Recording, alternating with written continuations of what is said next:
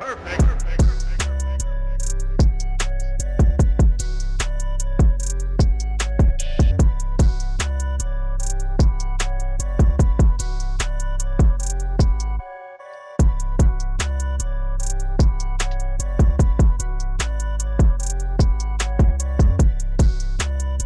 right. Well, hello everyone. Hey YouTubers. I am live. This is my second live, and this channel is called E and Ebbs. E and Ebbs. We are a human dog duo traveling the world, and we are today here talking about why I moved from the US to Mexico.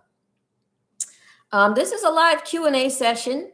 If you subscribe for more than 5 minutes, you can post a question in the live chat today, and I will respond. Again, the subject matter is about why did I move to Mexico, and we can go even further into to discuss what are the benefits of living here on a long-term basis. So yeah, I'm ready for your questions. It might go better if you ask questions, because I could just ramble on for, some time here and may not get your question answered. So please, again, welcome to my channel. A little bit of housekeeping. I want to direct you to the little thumbs up button somewhere on the bottom of the screen. If you click that button, that means you like what you're seeing. And then you could also hit the subscribe button, which would also mean that you would be notified when I post more content, and I would appreciate it very much. So, having said all of that, I wanted to address some questions that came from the live from, 2 weeks ago? Malika Martin, 4246, I believe, asked, is it cheaper to move to Mexico? So the answer is that the moving process may cost you some money. If you're going to come in through the legal way, which would be to get a temporary residence visa. They also have tourist visas, which I think still give you 180 days in the country. But on the temporary residency visa, you can come and go as you please. There's no minimum stay requirements. You only have to be in the country to do the renewal after the first year of your temporary residency. So the costs, when I talk about costs, when it comes to moving to Mexico, we have the process of temporary residency. You're going to want, I think there are some fees that you pay. Paid $50 on that end. And so the process to get temporary residency starts in the US. You go to a consulate, you present your identification, your US passport, and then you can either, you have to qualify for residency by economic solvency. And so it differs from consulate to consulate, how much you need to have. But you can also, like I said, come in on a tourist visa. And then there are, I believe, places in Mexico, consulates in Mexico, once you're here, that their rules about getting temporary residency are a little bit different. I got in on temporary residency because my age, I was not old enough to be considered retired. I was 58 when I started the process. They want you to be like 62, I think, or 60, 59 and a half, maybe, because that they understand that in the US, that's the time when you can draw your pension. If you have a 401k, you can't start withdrawing until you're 59 and a half. So that may be a marker for them. Or 62 when you would be drawing Social Security. And then what you would do is bring proof that you're drawing Social Security. And that could help you get permanent residency in Mexico a little bit faster. would then finish the process of getting your temporary residency card by going to an immigration office in Mexico. And yeah, so at this point, you could just sum it up to say that if you wanted to try to know what it's like to live in Mexico and get a feel for it, the tourist visa is easy to acquire. Now, the officials, when you come to the airport and you get off the plane, they do make the final decision about how much time you have, but usually it's up to 180 days. That's 6 months.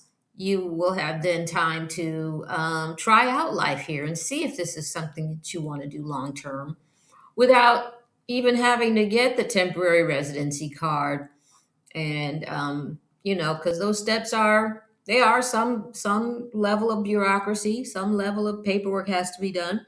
And if you're not into it right now, then I would say try just the tourist visa. Hopefully they give you 180 days and you can see all of the different ways that Mexico could be a benefit to you. Yeah, so on with the video.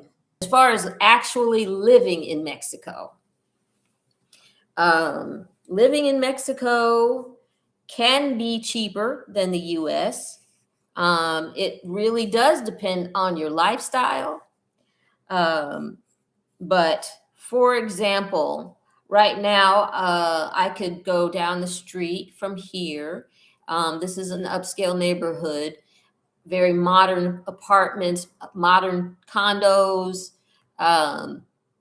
You can easily find plenty of places that are good, clean, well kept for $550 US. And it's going to be adequate. It's going to have your plumbing, running water, electricity, utilities, and the like.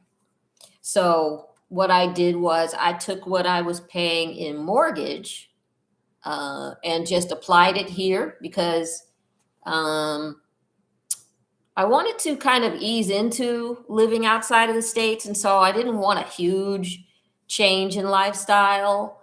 So I chose something that was pretty much like I was living in the US. And for what I was paying in mortgage, I'm getting a very nice house. This is 3 bedrooms, three full baths, living room, dining room, kitchen with appliances, and it's pretty nice. You're on a budget. If you have a set amount that you want to spend every month, really you can find it here. This city is very affordable compared to what you would have in the United States.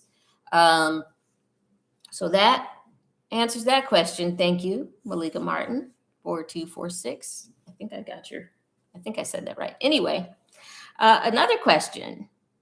How much does it cost to eat out? Oh boy. I really have not been keeping track, honestly. When I first moved here, this first couple of months, I did order a lot. They do have Uber Eats here. They also have a service called Didi. And Didi will deliver on motorbike or, usually it's motorbike. They really do a lot of motorbikes around here. And it depends on the restaurant. And but like if you just go to some of the mom and pop places around, you could spend a lot less. You would end up with a lower bill than you would in the United States. In general, I would say that aside from the cost of actually making the move, the moving costs, once you get here and settle in, you will find that your cost of living is better, is less expensive than it would be in the United States. So do with that information what you will. Look forward to your questions because you see, it's really hard now that I've lived here for over 4 months now. I experienced so many things that I kind of forgot all of the little intricacies of it all. And if this is an idea that is completely new to you about moving to a different country, I'm sure I'm not remembering all of the things that I had to learn about before I made the move. So don't be afraid to ask questions, and we can get into it, because I understand that there's a